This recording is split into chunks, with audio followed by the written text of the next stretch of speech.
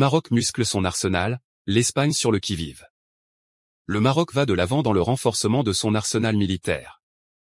Impressionné par l'acquisition de dernières innovations dans le secteur, la presse ibérique porte une attention accrue au plan d'armement du royaume. Cela fait suite à la révélation des principales transactions militaires conclues par le pays au cours des dernières années avec plusieurs pays, notamment les États-Unis. En effet, l'objectif de ces transactions est d'acquérir des armes modernes pour renforcer la flotte militaire des Forces armées royales marocaines, FAR. Cette attention accrue est en partie due à l'inquiétude espagnole suscitée par l'inauguration récente par le Maroc d'une base aérienne et la mise en place d'un système de défense à longue portée. Le journal, El Español, a rapporté, à cet égard, que Madrid observe avec une certaine appréhension les efforts du Maroc pour moderniser son arsenal militaire, en renforçant sa flotte avec les versions les plus récentes des avions F-16, des chasseurs Mirage, et des véhicules blindés tels que le Cobra II. Dans un contexte mondial marqué par une augmentation des dépenses militaires en raison des récentes escalades, le Maroc a augmenté ses dépenses militaires de près de 50% en 2024 par rapport à 2023, selon le journal. Parmi les transactions les plus notables, on trouve les missiles tactiques, ATACMS, qui ont démontré leur efficacité dans le conflit entre l'Ukraine et la Russie. El Español a également mis en lumière l'accord signé entre le Maroc, le département de la défense des États-Unis et l'entreprise américaine Lockheed Martin.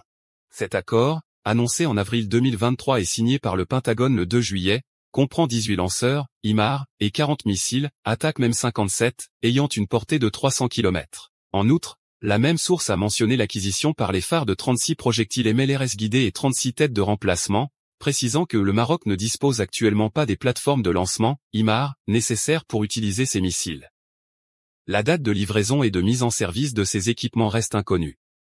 De son côté, le journal, La Razón, a précisé que la valeur de ce contrat est d'environ 227 millions de dollars, incluant la fabrication de ces types de missiles pour le Maroc, ainsi que pour l'Estonie, la Lettonie, la Lituanie et la Pologne. La production des missiles devrait s'achever le 30 décembre 2028. Dans la même veine, La Razón a ajouté que le système, ATACMS, connu sous le nom de système de missiles tactiques de l'armée, est un missile quasi-balistique tactique capable d'atteindre des cibles à 300 km avec une précision de 10 mètres. Cela en fait une arme stratégique importante dans divers conflits armés. Ce missile a été utilisé pour la première fois lors de la guerre du Golfe en 1991 et de nouveau en 2003. Le missile, ATACMS, est généralement lancé depuis le M270 MLRS, système de lancement multiple de roquettes, ou depuis une plateforme, HIMARS, comme celle achetée par le Maroc aux États-Unis. Le M270 est un véhicule blindé chenillé conçu sur le châssis du véhicule de combat Bradley.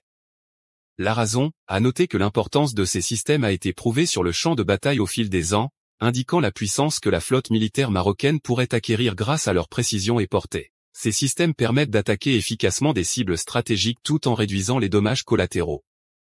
Leur capacité de lancement depuis des plateformes multiples les rend polyvalents et adaptables à différents scénarios de combat.